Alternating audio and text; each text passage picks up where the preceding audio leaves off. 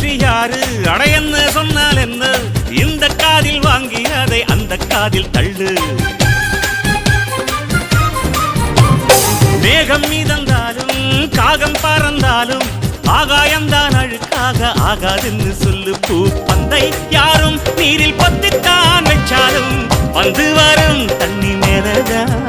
ஆட உன்னை யாரும் ஓரம் கட்டித்தான் வச்சாலும் தம்பி வாடா வந்து போடத்தான்